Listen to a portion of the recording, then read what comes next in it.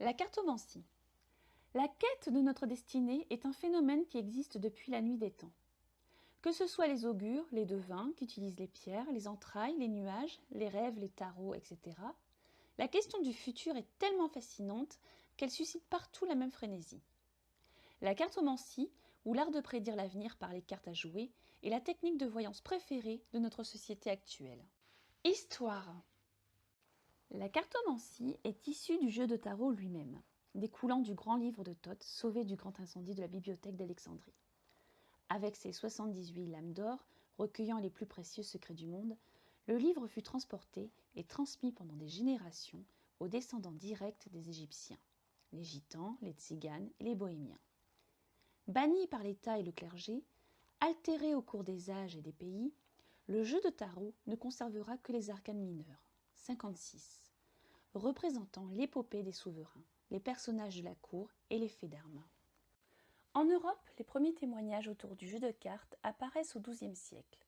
En France, malgré des reliquats d'existence antérieure, c'est une anecdote sur le roi Charles VI qui révèle au monde les qualités divinatoires du jeu de cartes. En 1390, alors que le roi souffre d'obsession et de crise de découragement, Odette, sa maîtresse en titre, entend parler de ce jeu de cartes qui divertit les tziganes et décide d'en offrir un à Charles VI.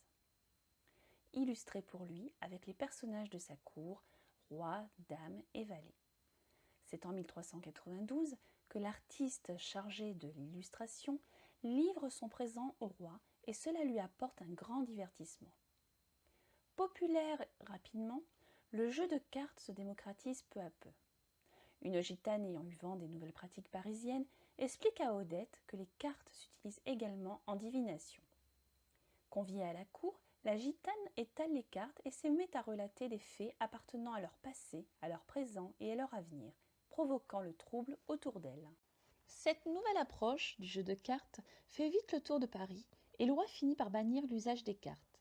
Une interdiction fort peu appréciée, notamment d'un soldat nommé La Hire, qui fait refaire un nouveau jeu à la gloire de la France. Œuvrant dans l'ombre des personnages clés de l'histoire, la célèbre cartomancienne, mademoiselle Marianne Adélaïde Lenormand, 1772-1843, a suivi et influencé la destinée de Napoléon et a été à l'origine du jeu de 54 cartes qui porte son nom.